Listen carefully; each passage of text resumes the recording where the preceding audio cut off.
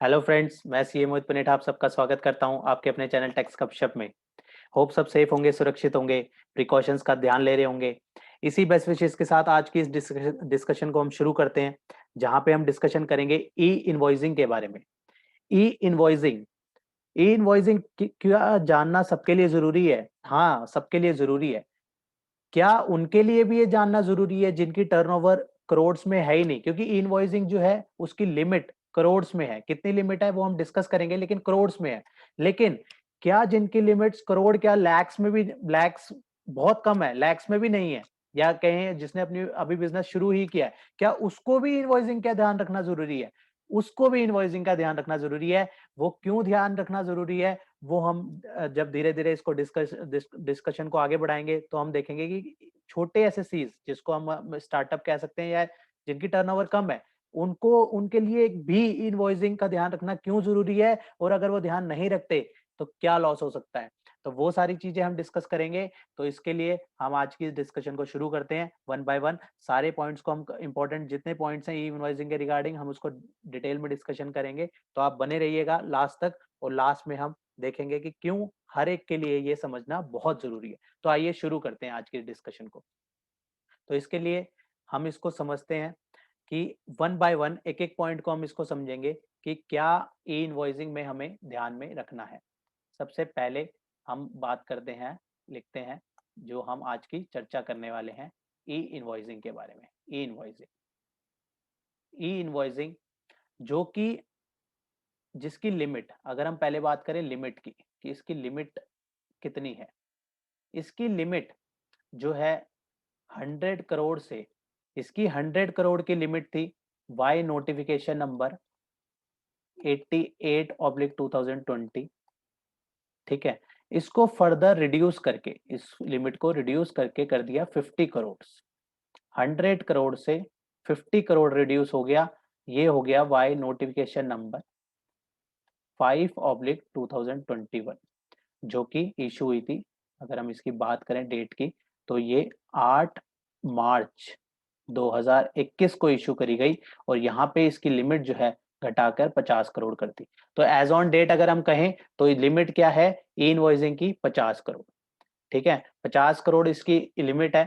तो लेकिन लिमिट कम है या ज्यादा है, जो भी लिमिट है, लेकिन ये एप्लीकेबल हमें हमें सबको ध्यान में रखना है। चाहे हम छोटे एसएससी की कैटेगरी में आते हैं, चाहे हमारी ये लिमिट जो है क्रॉस होती है, चाहे हम इस लिमिट को पे आ रहे हैं, चाहे नहीं आ रहे तो भी ध्यान में रखना है, नहीं तो कॉन्सिक्वेंसेज बहुत ज्यादा हैवी है। हम देखेंगे क्या कॉन्सिक्वेंसेज है।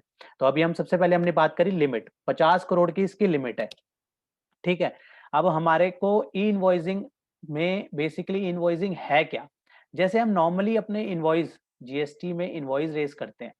इनवॉइस, हम सबको पता है कि इनवॉइस किस तरीके से बनाना है, क्या क्या उसमें कंटेंट डालना है, वो सारी चीजें ठीक है, वो सारी चीजें हमें पता है। लेकिन इनवॉइसिंग, अब हमारे पास जब ई इनवॉइसिंग का जो है मैंडेटरी हो जाती है हमारे लिए इनवॉइसिंग, तो हमें बेसिकली करना क्या है? तो हमें इनवॉइस की जो हमारी डिटेल्स है, इनवॉइस की जो डिटेल्स है, हमें ऑनलाइन जो है पोर्टल पे, हमें ऑनलाइन पोर्टल पे जो है वो डिटेल अपलोड करनी है। ये डिटेल जैसे ही हम अपलोड करेंगे, तो हमारे पास जो है IRN, जिसको कहेंगे हम इनवॉइस रेफरेंस नंबर, हमारा ये इनवॉइस रेफरेंस नंबर जो है ये जनरेट हो जाएगा। ये इनवॉइस रेफरेंस नंबर जो जनरेट हो जाएगा, ये हमारा बेसिकली हम इसको कहेंगे, ये हमारा काम करेगा ई इनवॉइसिंग का। ये जो इन IRN नंबर जो है वो हम अपने इनवॉइस में मेंशन करेंगे। ये हमारा बेसिकली हम कह सकते हैं हमारा कंप्लाई हो गया ई इनवॉइसिंग का। ई IRN हमें जनरेट करना है बेसिकली। अगर हमारे ऊपर ई इनवॉइसिंग का जो है कंप्लायंस आता है, तो हमें पोर्टल पे जाके IRN जनरेट करना है। ठीक है, इस तरीके के इसको इसको डिजाइन करा गया है कि इससे ना डाटा जो है सीधा हमारी GSTR1, क्योंकि रिटर्न फाइलिंग जो होगी वहां पे GSTR1 में इसका डाटा जो है ऑटोमेटिकली जो है चले जाए। तो इस तरीके से जो है इसके कॉन्सेप्ट को, इसको, इसका जो डिजाइनिंग है, इसका जो वे है, उस तरीके को उस तरीके से बनाया गया। अब हम बात करें कि ऐसा भी हो सकता है कि हमने जो इनवॉइस बनाया वो गलत बन गया हो। हमने इनवॉइस बनाया, वो गलत बन गया। ठीक है, हमने इनवॉइस बनाया था, उसके बाद उसका हमने IRN भी जनरेट कर दिया, या हम कहें उसका हमने ई इनवॉइस भी बना दिया। तो इनवॉइस गलत हो गया तो ई इनवॉइस भी गलत हो गया। तो अब हमें क्या करना होगा, बेसिकली अब हमें इसको कैंसिल करना होगा। तो कैंसिलेशन का जो टाइम लिमिट है, इसको हमें कैंसिल करना पड़ेगा विद इन 24 आवर्स। 24 आवर्स के अंदर हमें इसको कैंसिल करना होगा, और फिर हम उसको जो सही सही इनवॉइस बनाएंगे उसका डिफरेंटली उसका इनवॉइस नंबर रहेगा, उसका डिफरेंट IRN रहेगा, और उसका इनवॉइसिंग अलग से रहेगी। बेसिकली ये वाला टोटल पिक्चर जो है कैंसिल हो जाएगी, एक नई जो जो सही हमें इनवॉइस बनाना होगा, फिर हम उसको जनरेट करेंगे। अब हम बात करें कि क्या इसकी कोई एक्सेप्शंस भी हैं, अगर क्या ये सबके लिए मैंडेटरी है या इसकी कोई एक्सेप्शन भी है। तो हाँ, ई इनवॉइसिंग की अगर ये लिमिट पहुंच जाती है, उसके बाद भी कई केसेस में जो है कई ई इनवॉइसिंग नहीं बनानी। किस किस में नहीं बनानी, अगर हम बात करें तो बैंकिंग कंपनी के लिए मैंडेटरी नहीं है ये। अगर इंश्योरेंस कंपनी की बात करें तो इंश्योरेंस कंपनी के लिए मैंडेटरी नहीं है। फाइनेंशियल इंस्टीट्यूशंस, NBFCs, तो इन सब के लिए ये मैंडेटरी नहीं है। और किसके लिए नहीं है, गुड्स ट्रांसपोर्ट एजेंसी GTA के लिए मैंडेटरी नहीं है। इसके बाद अगर हम कहें तो ये पैसेंजर ट्रांसपोर्टेशन सर्विस, अगर ये सर्विसेज दे रहे हैं हम, तो उस केसेस में भी जो है हम हमारे लिए ई इनवॉइसिंग, चाहे हमारी लिमिट जो है वो पहुंच गई है तो भी मैंडेटरी नहीं है। इसके बाद हम फर्दर देखें कि वो अगर हम सिनेमैटिक ग्राफिक की एग्जीबिशन की बात करें तो वहां पे भी ये मैंडेटरी नहीं है। अगर जैसे हम मूवी की टिकट मूवी देखने जा रहे हैं तो ऐसे टाइम में वो जो है काउंटर वाला ई इनवॉइसिंग किस तरीके से जनरेट करेगा, तो ऐसे केसेस को भी एग्जाम्प्ट करा गया है। अब इसके अलावा कुछ केसेस जो एग्जाम्प्ट नहीं है, क्या इसमें एक्सपोर्ट वाला केसेस, एक्सपोर्ट जो होगी एक्सपोर्ट वाली के लिए भी जो है इनवॉइसिंग बनानी पड़ेगी। ये जो है एग्जाम्प्ट नहीं आती, एग्जाम्पशन में नहीं आती। अब हम बात करते हैं फर्दर, अगली बात करते हैं 5th नंबर पे। तो किसके अगर किसी की टर्नओवर कम है, 50 करोड़ के लिए एप्लीकेबल है, इसकी लिमिट हमने देखा 50 करोड़ की इसकी लिमिट है।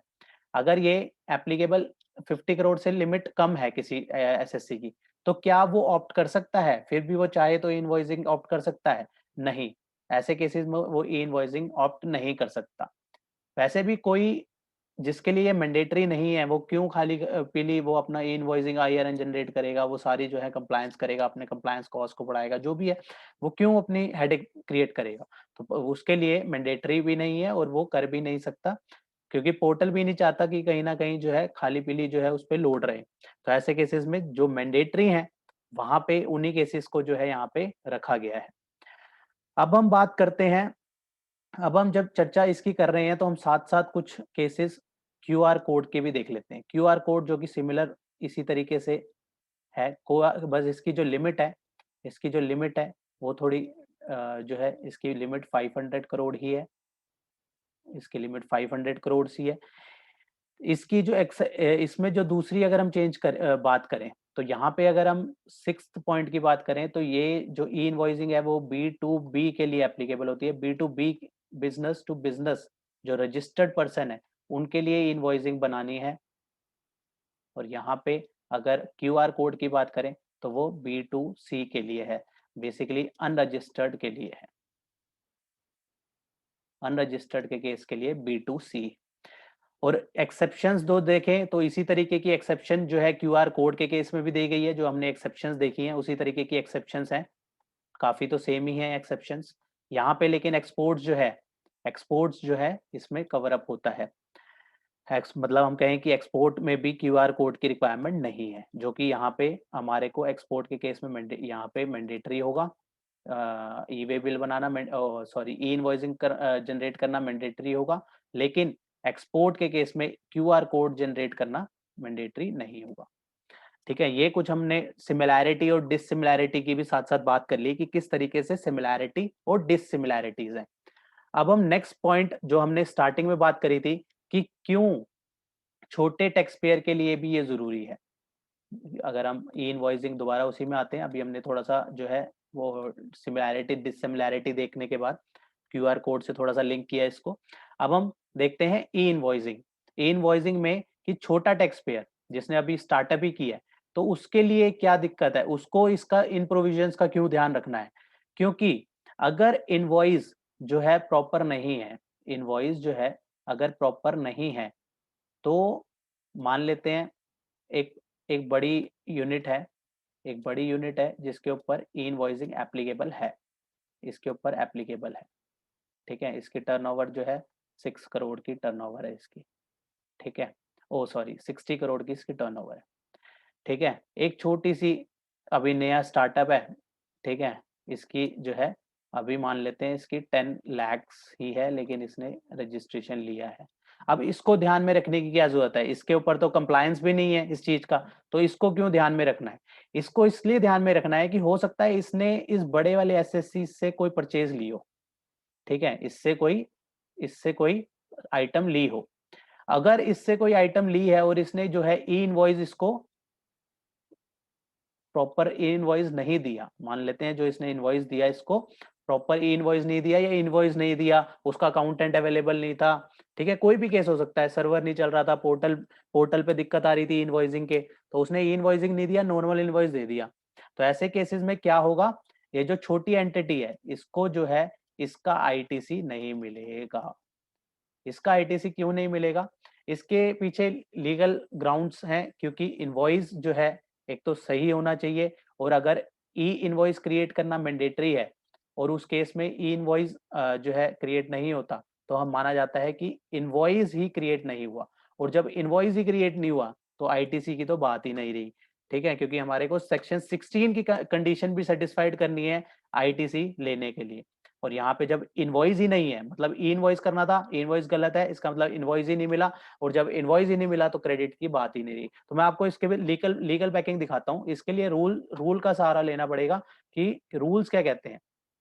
तो rule 48 manner of issue invoice कहता है, इसका सब रूल अगर हम बात करें सब रूल 5 की, तो वो कहता है every invoice issued by person to whom sub rule 4 applies in any manner other than the manner specified in the set sub rule shall not treated as an invoice। जिसके और सब रूल 4 कौन सा है? सब रूल 4 की अगर हम बात करें तो वो ई इनवॉइसिंग की ही बात करता है। बेसिकली कहने का मतलब ये है कि जिसके ऊपर ई इनवॉइसिंग है एप्लीकेबल है, लेकिन सब रूल 5 ये कहता है कि जिसके ऊपर ई इनवॉइसिंग है एप्लीकेबल है, लेकिन उसने ई इनवॉइसिंग के हिसाब से जो है इनवॉइस इशू नहीं किया, तो माना जाएगा कि उसने इनवॉइस ही इशू नहीं किया, shall not be treated as invoice, उसको इनवॉइस ही नहीं माना जाएगा। और जब इनवॉइस ही नहीं माना जाएगा तो वो प्रॉपर इनवॉइस नहीं है, तो आईटीसी की हमारी जो कंडीशन है वो भी रिस्ट्रिक्टेड हो जाती है कहीं ना कहीं, कि उसको आईटीसी नहीं मिल पाएगा। तो इसलिए कहीं ना कहीं इस तरीके से भी हम कह सकते हैं कि हमारे जो छोटे टैक्स पेयर हैं, उनके लिए भी इस चीज को ध्यान में रखना बहुत जरूरी है। जैसे ये छोटा टैक्स पेयर जो हमने एग्जांपल लिया, ये छोटा टैक्स पेयर जो था, इसके लिए भी जो है एक अगर इसने प्रॉपरली वो ध्यान में नहीं रखा, ये अगर मान लेते हैं ये जो है ये एबीसी लिमिटेड है, ठीक है, और ये छोटी सी कंसर्न है तो इसको छोटा सा नाम देते हैं, मतलब ये प्रोप्राइटरशिप है, बी बी बी कह दो इसको खाली, चाहे है ना, जो इसको चाहे जो भी नाम रख लो, चलो प्राइवेट लिमिटेड कर दो इसको भी, बी प्राइवेट लिमिटेड। तो ऐसे केसेस में जो छोटी सी कंसर्न है इसको भी लॉस हो सकता है, क्योंकि आईटीसी इसने जो है कहीं ना कहीं इसको आईटीसी का लॉस हो जाएगा ऐसे केसेस में। और अगर ये फिर भी आईटीसी लेता है तो सेक्शन 122 की पेनल्टी लग सकती है इसको। सेक्शन 122 को अगर रेफर करें तो वहां पे वो एलिजिबल नहीं है इसके आईटीसी के लेने का, आईटीसी ले लेता है तो वहां पे इतनी हैवी पेनल्टी उस पर रेज हो सकती है। तो ये सारी चीजों का ध्यान रखना बहुत जरूरी है, चाहे टैक्स पेयर छोटा है चाहे बड़ा है। एलिजिबिलिटी आती है जब प्रोविजंस की बात आती है, तो प्रोविजंस की एक एक चीजें समझना बहुत जरूरी है, कि ये नहीं है कि ये छोटा एसएससी है तो बच जाएगा, या ये बड़ा एसएससी है तो इसको वो रखना है। सबके लिए प्रोविजन एक बराबर है, सारी चीजें पोर्टल बेस पे हैं, अपने आप ही कई चीजें बहुत ज्यादा लिंक बेसिस पे हैं, तो वहां पे ही अपने आप ही पोर्टल जो है उसको अलाउ डिसअलाउ कर देता है। तो ये सारी चीजें जो है ध्यान में रखना बहुत जरूरी है। तो आज की हमने जो डिस्कशन करी इनवॉइसिंग के रिगार्डिंग, हमने इसमें मेन ग्राउंड्स देखे, इसकी लिमिट्स देखी, इसकी एक्सेप्शंस देखी, इसकी हमने जो है ये देखा कि कौन से केस में जो है हमें छोटे एसएससी को भी ध्यान रखना है, बी2बी के लिए जो है ये मैंडेटरी है, एक्सपोर्ट के केसेस में इसका क्या ट्रीटमेंट रहेगा, और जो है ये इसके अगर हम बात करें तो आईआरएन जो जनरेट करना पड़ता है। तो ये सारी छोटी-छोटी जो हमने बातें करी, ध्यान में रखना बहुत ज़रूरी है। ये चीज़ें जो है ध्यान में रहेंगी, तभी कहीं न कहीं हम जो है नॉन कंप्लायंस से बच सकेंगे। तो आज की इस डिस्कशन को यहीं क्लोज़ करते हैं। मिलते हैं फिर नेक्स्ट वीडियो में नेक्स्ट टॉपिक के साथ। टिल देन बाय बाय, जय हिंद, जय भारत। होप आपको ये इन्फॉर्मेशन पसंद आई होगी, तो इसे लाइक कीजिए, शेयर कीजिए। रेगुलर अपडेट्स के लिए आप हमारे चैनल को सब्सक्राइब करें। नोटिफिकेशन बेल आइकन को प्रेस करना ना भूलें, ताकि जैसे ही नया अपडेट डालें आपको वो इमीडिएटली मिल जाए। Thanks for watching.